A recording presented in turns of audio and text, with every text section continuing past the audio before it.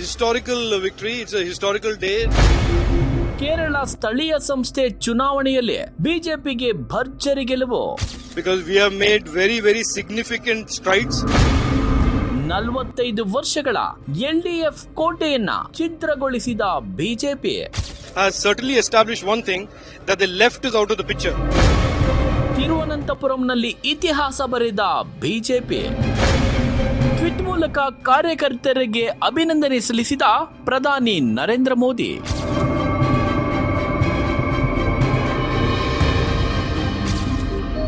ಹೌದು, 2026ರ ಕೇರಳ ವಿಧಾನಸಭಾ ಚುನಾವಣೆಯ ಸೆಮಿಫೈನಲ್ ಎಂದೇ ಬಿಂಬಿತವಾಗಿದ್ದ ಕೇರಳದ ಸ್ಥಳೀಯ ಸಂಸ್ಥೆಗಳ ಚುನಾವಣಾ ಫಲಿತಾಂಶ ಇದೀಗ ಹೊರಬಿದ್ದಿದೆ. ಕೇರಳ ರಾಜ್ಯದ ರಾಜಕೀಯ ಚಿತ್ರಣವೇ ಸಂಪೂರ್ಣ ಬದಲಾಗಿದೆ. ಪ್ರತಿಪಕ್ಷವಾದ ಕಾಂಗ್ರೆಸ್ ನೇತೃತ್ವದ ಯುನೈಟೆಡ್ ಡೆಮಾಕ್ರೆಟಿಕ್ ಫ್ರಂಟ್ ಯುಡಿಎಫ್ ರಾಜ್ಯಾದ್ಯಂತ ಭರ್ಜರಿ ಜಯಬೇರಿ ಬಾರಿಸಿದೆ.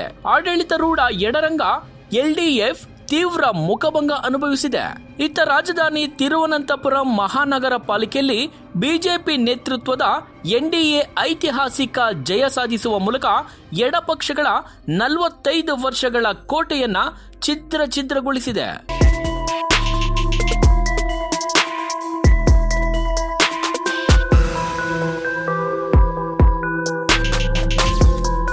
ತಿರುವನಂತಪುರಂನಲ್ಲಿ ಬಿಜೆಪಿ ಸಾಧಿಸಿದ ಗೆಲುವನ್ನ ಪ್ರಧಾನಿ ನರೇಂದ್ರ ಮೋದಿ ಅವರು ಕೇರಳ ರಾಜಕೀಯದ ದಿಕ್ಸೂಚಿ ಬದಲಿಸಿದ ಕ್ಷಣ ಎಂದು ಬಣ್ಣಿಸಿದ್ದಾರೆ. ಕಳೆದ 45 ವರ್ಷಗಳಿಂದ ಎಡಪಕ್ಷಗಳ ಹಿಡಿತದಲ್ಲಿದ್ದ ರಾಜಧಾನಿಯ ಆಡಳಿತ ಚುಕ್ಕಾಣಿ ಹಿಡಿದಿರುವುದಕ್ಕೆ ಎನ್ಡಿಎ ಕಾರ್ಯಕರ್ತರ ಶ್ರಮಕ್ಕೆ ಸಿಕ್ಕ ಫಲ ಎಂದು ಪ್ರಧಾನಿ ನರೇಂದ್ರ ಮೋದಿ ಅವರು ಟ್ವೀಟ್ ಮಾಡಿ ಅಭಿನಂದಿಸಿದ್ದಾರೆ.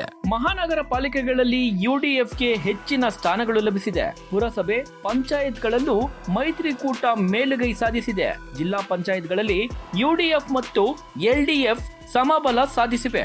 ಮಹಾನಗರ ಪಾಲಿಕೆಗಳಲ್ಲಿ ಯುಡಿಎಫ್ ಅಬ್ಬರ ಬಿಜೆಪಿಯ ಐತಿಹಾಸಿಕ ಸಾಧನೆಯಾಗಿದೆ. ಕೇರಳ ರಾಜ್ಯದ ಒಟ್ಟು 6 ಮಹಾನಗರ ಪಾಲಿಕೆಗಳ ಪೈಕಿ ಯುಡಿಎಫ್ 4 ಪಾಲಿಕೆಗಳನ್ನು ಗೆಲ್ಲುವ ಮೂಲಕ ನಗರ ಪ್ರದೇಶದಲ್ಲಿ ತನ್ನ ಹಿಡಿತವನ್ನ ಬಲಪಡಿಸಿಕೊಂಡಿದೆ. ಯುಡಿಎಫ್ ಪ್ರಾಬಲ್ಯವನ್ನ ನೋಡುವುದಾದ್ರೆ ಕೊಲ್ಲಂ, ಕೊಚ್ಚಿ, ತ್ರಿಶೂರ್ ಮತ್ತು ಕಣ್ಣೂರು ಪಾಲಿಕೆಗಳಲ್ಲಿ ಯುಡಿಎಫ್ ಜಯಬೇರಿ ಬಾರಿಸಿದೆ. 2020ರಲ್ಲಿ ಎಲ್ಡಿಎಫ್ ಭದ್ರಕೋಟೆಯಾಗಿದ್ದ ಈ ನಗರಗಳು ಈಗ ಕೈವಶವಾಗಿವೆ. ತಿರುವನಂತಪುರಂನಲ್ಲಿ ಇತಿಹಾಸ ಬರೆದ ಬಿಜೆಪಿ. ಹೌದು, ತಿರುವನಂತಪುರಂ ಪಾಲಿಕೆಯಲ್ಲಿ ಬಿಜೆಪಿ ನೇತೃತ್ವದ ಎನ್ಡಿಎ ಮೈತ್ರಿಕೂಟವು 50 ವಾರ್ಡ್ಗಳನ್ನ ಗೆಲ್ಲುವ ಮೂಲಕ ಅಧಿಕಾರದ ಗದ್ದುಗೆ ಹಿಡಿದಿದೆ. ಇದು ಕೇರಳ ರಾಜಕೀಯದಲ್ಲಿ ಹೊಸ ಮೈಲಿಗಲ್ಲಾಗಿದೆ. ಇಲ್ಲಿ ಎಲ್ಡಿಎಫ್ 29 ಮತ್ತು ಯುಡಿಎಫ್ 19 ಸ್ಥಾನಗಳಿಗೆ ತೃಪ್ತಿ ಪಟ್ಕೊಂಡಿವೆ. 100 ಸದಸ್ಯರ ಬಲದ ಪಾಲಿಕೆಯಲ್ಲಿ ಅಧಿಕಾರಕ್ಕೇರಲು 51 ಸೀಟುಗಳು ಅಗತ್ಯವಾಗಿದ್ದು, ಪಕ್ಷೇತರ ಇಬ್ಬರಲ್ಲಿ ಕನಿಷ್ಠ ಒಬ್ಬರ ಬೆಂಬಲ ಪಡೆಯುವುದು ಬಿಜೆಪಿಗೆ ಅನಿವಾರ್ಯವಾಗಿದೆ.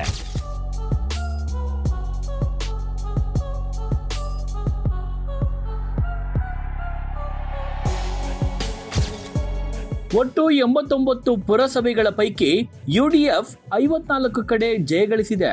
ಎಲ್ಡಿಎಫ್ 28ಕ್ಕೆ ಕುಸಿದಿದೆ. ಎನ್ಡಿಎ ಪಾಲಕ್ಕಡ್ ಮತ್ತು ತ್ರಿಪುಣಿತರ ಪುರಸಭೆಗಳಲ್ಲಿ ಗೆಲುವು ಸಾಧಿಸಿದೆ. 941 ಗ್ರಾಮ ಪಂಚಾಯತ್ಗಳ ಪೈಕಿ ಯುಡಿಎಫ್ 504 ಕಡೆಗಳಲ್ಲಿ ಮುನ್ನಡೆ ಗೆಲುವನ್ನ ಸಾಧಿಸಿದೆ.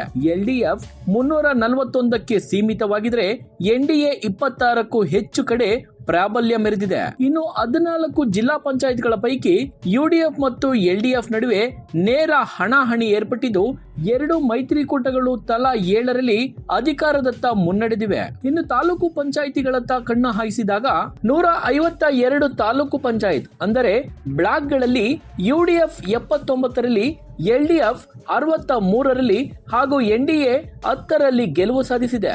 ಒಟ್ಟಾರೆ ಕೇರಳ ಸ್ಥಳೀಯ ಸಂಸ್ಥೆ ಚುನಾವಣೆಯಲ್ಲಿ ಬಿಜೆಪಿಗೆ ಭರ್ಜರಿ ಗೆಲುವು ಸಿಕ್ಕಿದೆ. 45 ವರ್ಷಗಳ ಎಲ್ಡಿಎಫ್ ಕೋಟೆಯನ್ನ ಛಿದ್ರಗೊಳಿಸಿದೆ ಬಿಜೆಪಿ.